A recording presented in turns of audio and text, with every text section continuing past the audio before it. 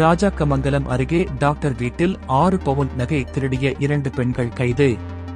கன்னியாகுமரி மாவட்டம் ராஜாக்கமங்கலம் அருகே உள்ள தம்மத்துக்கோணம் பகுதியைச் சேர்ந்தவர் பகவத்.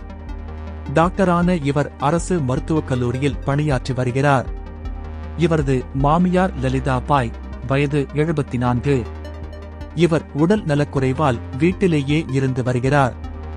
எனவே அவரை பராமரிப்பதற்காக உண்ணாமலைக்கடை பகுதியைச் சேர்ந்த சுசீலா, வயது 54 என்பவரை அவர் பணிக்கு அமர்த்தியிருந்தார். சுசீலா தினமும் காலை டாக்டர் வீட்டுக்கு வந்துவிட்டு மாலையில் வீடு திரும்பி விடுவார்.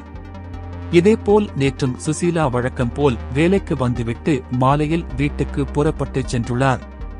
இதனிடையே லலிதாபாய் கழுத்தில் அணிந்திருந்த 6 பவுன் நகை மாயமாகி இருப்பதை பார்த்து டாக்டர் அதிர்ச்சியடைந்துள்ளார். அதனை அவர் வீடு முழுவதும் தேடிப் பார்த்தும் கிடைக்கவில்லை. பின்னர் இதுகுறித்து அவர் ராஜாக்கமங்கலம் போலீஸ் நிலையத்தில் புகார் அளித்தார். அதன் பேரில் போலீசார் வழக்கு பதிவு செய்து விசாரணை நடத்தினர்.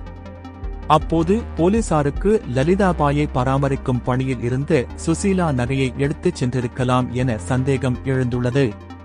பின்னர் போலீசார் அவரது வீட்டிற்கு சென்று சுசீலாவை விசாரித்த போது அவர் முன்னுக்கு பின் முரணாக பேசியுள்ளார். இதனால் போலீசார் தீவிர விசாரணை நடத்தினர். அப்போது நகையை திருடியது அவர்தான் என தெரிய வந்தது. மேலும் அவர் நகையை விற்பதற்காக மீனச்சல் பகுதியை சாந்தி, வயது 51 என்பவரிடம் கொடுத்ததாக கூறியுள்ளார். பின்னர் போலீசார் சாந்தியை பிடித்து விசாரித்த போது அவரிடம் நகை இருப்பது தெரிய வந்தது. தொடர்ந்து அவரிடமிருந்து நகையை கைப்பற்றிய போலீசார் சுசீலா மற்றும் சாந்தியை கைது செய்தனர்.